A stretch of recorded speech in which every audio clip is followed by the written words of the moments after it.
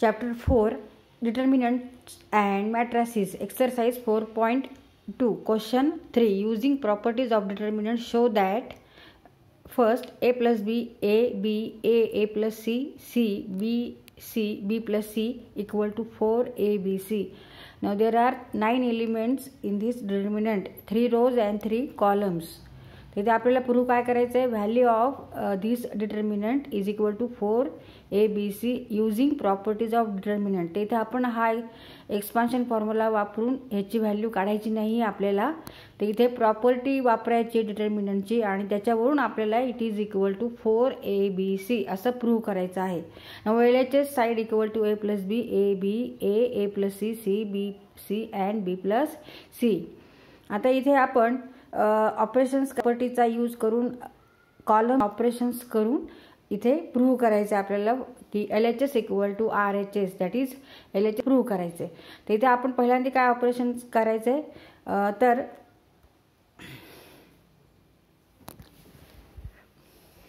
तर इथे आपल्याला कॉलम C1 हा चेंज करायचा आहे. C1 change to C1 plus C2 plus C3. तर इथे फर्स्ट कॉलमचे जे एलिमेंट आहेत ते चेंज करायचे. त्याच्यामध्ये आपल्याला सेकंड आणि थर्डचे ॲडिशन करून फर्स्ट कॉलममध्ये ते लिहायचे आहेत. मग by C1 change to C1 plus C2 plus C3 we get equal to now A plus B plus A plus B, A plus B, C1 change to C1 plus C2 plus C3. म्हणजे column फर्स्टचे सगळे elements आपल्याला change करायचे आहेत. 1 for first column and C for column and 1 for first column. आता इथे आपण C1 C2 C3चे सगळे addition करून घेऊ. A plus B plus A plus B equal to 2A plus 2B means 2 in bracket A plus B. आता इथे आपण change केलेला आहे एलिमेंट. काय लिहिलं आहे आपण, 2 in bracket A plus B आणि remaining right element as it is A and B. आता सेकंड कॉलमचा जो एलिमेंट आहे, सेकंड रोचा फर्स्ट कॉलममधला सेकंड रोचा एलिमेंट A आहे तो चेंज करायचा आहे. त्याच्यावर कोणतं ऑपरेशन करायचं आहे, परत हेच C1 change to C1 plus C2 plus C3 म्हणजे A plus C means 2 in bracket A plus C आणि remaining write as it is A plus C and C. आता थर्ड जो एलिमेंट आहे फर्स्ट कॉलममधला म्हणजे थर्ड रोमधला आणि first कॉलममधला B आहे, त्याच्यावर पण हेच ऑपरेशन करायचे. मग B plus C plus B plus C means 2 in bracket B plus C and right remaining elements as it is C and B plus C. आता इथे तुम्ही बघितलं तर तुम्हाला समजेल की इथे 2 2 2 हे फर्स्ट कॉलममध्ये आहेत. मग आपण हे कॉमन घेऊ शकतो, तर ते डिटर्मिनंटच्या बाहेर आपण लिहून घेऊ. By taking 2 common from C1 we gate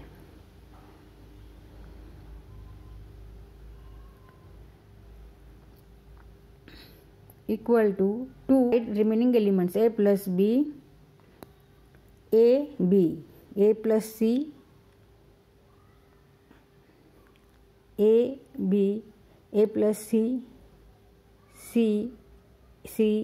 B plus C.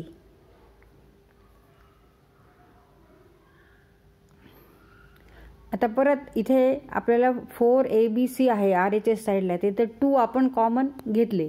मग रिमेनिंग आर नाउ 2abc. आता आपल्याला 2 abc पाहिजेत, तर इथे A B आणि C हे सुद्धा आपल्याला डिटर्मिनंटच्या बाहेर घ्यायचे आहेत. तर ते आता आपण कसं घेणार, तर परत इथे आपल्याला ऑपरेशन्स करायचे, प्रॉपर्टी वापरायची. By C1 change to C1 minus in bracket C2 plus C3 we get. मग आता हे ऑपरेशन करायचे. म्हणजे कॉलम नंबर 1 ह्याचे आपल्याला एलिमेंट चेंज करायचे आहेत, त्याच्यावर ऑपरेशन करायचं, त्याच्यावर क्रिया करायची. ती कशी करायची, तर ह्या C1 कॉलमचे जे एलिमेंट आहेत त्याच्यामधून मायनस करायचे. काय करायचं आहे तर C2 प्लस C3 म्हणजे सेकंड कॉलम आणि थर्ड कॉलम ह्या दोन्ही एलिमेंटची ॲडिशन करून ती फर्स्ट कॉलममधल्या एलिमेंटमधून आपल्याला मायनस करायची.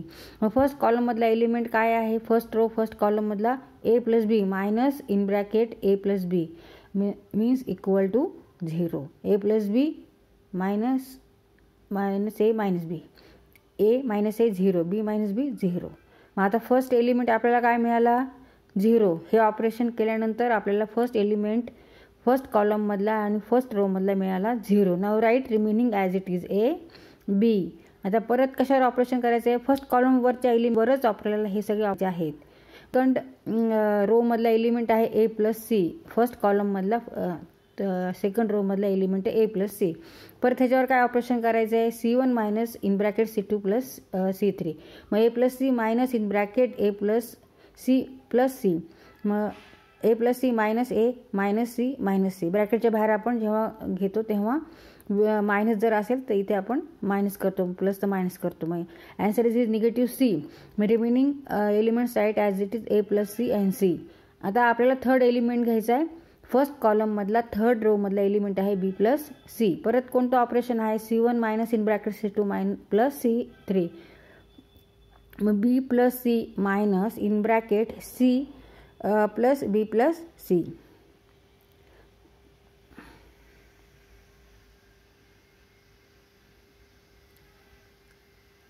Equal to b plus c minus b minus c.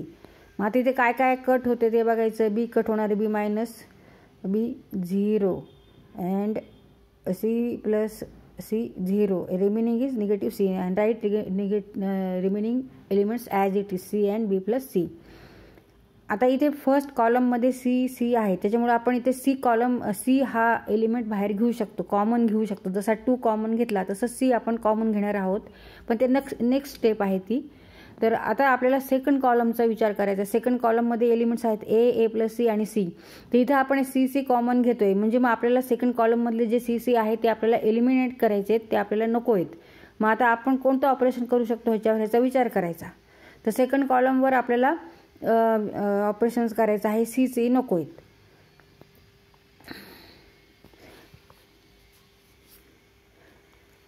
मग आता इथे आपण काय करू शकतो, सी इकडे मायनस सी आहे फर्स्ट कॉलममध्ये.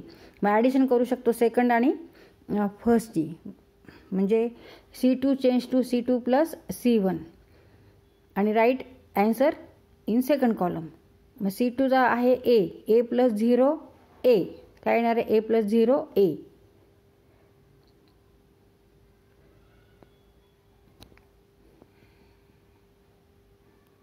We get A2 in bracket first column तसाच लिहायचा आहे, 0 निगेटिव्ह सी. तर सेकंड कॉलमवर ऑपरेशन आहेत. मग 0 plus a plus 0 a. A plus c minus c equal to a. Negative c and plus c means 0. Right remaining element as it b plus C. आता second कॉलमला आपल्याला a मिळाला, first कॉलमला C आपण हा common घेऊ शकतो, second कॉलममधून ए common घेऊ शकतो. आता राहिला बी. मग आता बी आपल्याला थर्ड कॉलमला पाहिजे, तर इथे सी आपल्याला नको आहे. मग आता सी नको आहे तर काय करणार, परत आपण कोणतं ऑपरेशन करू शकतो. तर फर्स्ट कॉलममध्ये सी आहे, तर इथे सी नको आहे. मग त्यामुळे आपण इथे C3 प्लस C1 करणार आहेत. C3 change to C3 plus C1 हे आपल्याला ऑपरेशन इथे करावं लागेल. म्हणजे b plus 0 b, c plus negative c 0 असं येणार आहे, आणि b plus c minus c B.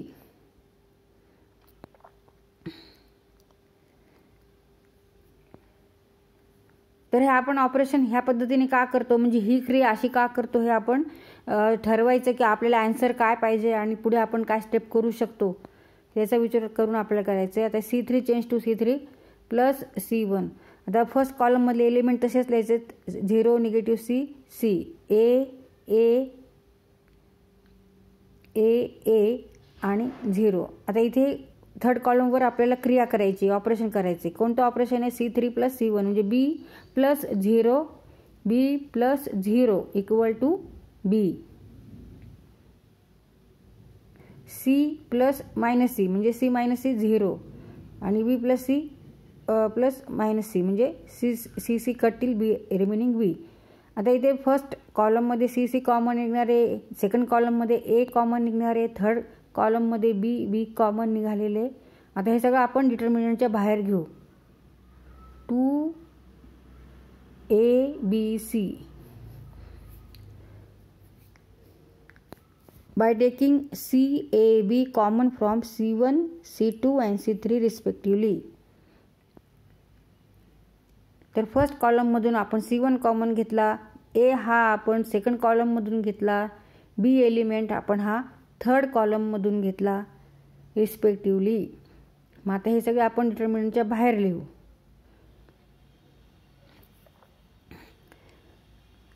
To CAB लिहिण्याच्या ऐवजी आपण इथे ABC लिहू, कारण इथे मल्टिप्लिकेशन आहे. आता डिटर्मिनंटमध्ये काय लिहिणार आपण? 0ला 0 लिहिलं आणि सेकंड कॉलममध्ये A आपण कॉमन घेतले म्हणून 1 लिहिलं, B पण कॉमन आहे म्हणून 1 घेतलं. आता -1 येईल कारण C कॉमन घेतलेले. नंतर 1 0, -1 0 0 अँड 1. आता इथे हा जो डिटर्मिनंट तयार झालेला आहे हा थर्ड ऑर्डरचा डिटर्मिनंट आहे. हा आपल्याला इथे एक्सपान्शन फॉर्म्युला वापरायचा आहे आणि तो सॉल्व करायचा. मग 2ABC now use here expansion formula. ते एक्सपान्शन फॉर्म्युला वापरताना आपण काय करतो की फर्स्ट रो आणि फर्स्ट कॉलममधले जे एलिमेंट आहे ते एक एक घेऊन मल्टिप्लिकेशन करतो remaining elements which are not in that row and in that column. मग आता 0ने मल्टिप्लाय करायचं आहे. हा जो छोटा डिटर्मिनंट तयार झालेला आहे 1 1 0 0, 1 × 1 1, 0 × 0 0, 1 - 0. आता आपण -1 घेणार.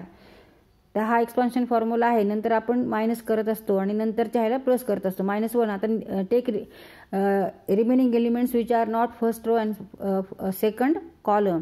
मग कोणतं आहे? -1 1. मग ह्यांचं मल्टिप्लिकेशन -1 -1 × 0 0. आता +1 करायचं आहे. +1नी आपल्याला परत मल्टिप्लाय करायचे. इथं हा जो डिटर्मिनंट तयार होतोय elements which are not in first row and third column. तर हा सेकंड ऑर्डरचा डिटर्मिनंट आहे. तर आपण क्रॉस मल्टिप्लिकेशन घेऊन मायनस करत असतो. तर आता आपण हे सॉल्व करून घेऊ पूर्ण. आता 0ने कशाला मल्टिप्लाय केलं तरी 0च आन्सर येणार आहे, त्याच्यामुळे तिथे आपण ते लिहायचंच नाही आहे. आता -1ने आपण -1ला मल्टिप्लाय करतोय कारण 0 नाही घ्यायचा आता इथे पण. तर 1 0 + 1 1. आता परत हा ब्रॅकेट सॉल्व करून घेऊ. हा कंस आपण सोडू. 1 × 1 -1 × -1 मीन्स +1. 2 ऋण संख्यांचा गुणाकार हा धन संख्या असतो. Multiplication of 2 negative number equal to positive number. Therefore -1 × -1 equal to 1 and 1 × 1 1. 1 + 1 2, 2 × 2 4. ABC and it is equal to RHS side. Therefore LHS equal to RHS. तर ह्या पद्धतीने आपण हा क्वेश्चन सॉल्व केलेला आहे. तर हे क्वेश्चन तुम्हाला प्रॅक्टिसनेच येणार असतात, तर तुम्ही ह्याची प्रॅक्टिस खूप करा. व आपल्याला पुढली स्टेप काय आहे, पुढलं कोणती क्रिया करायची, कोणतं ऑपरेशन करायचं आहे, कॉलमवर करायचं आहे का रोवर करायचं आहे, आपल्याला कंसाच्या बाहेर काय घ्यायचं आहे हे लक्षात येतं मग भराभर. तुम्ही ह्याला प्रॅक्टिस पाहिजे. तुम्ही जास्त सराव करा, प्रॅक्टिस करा.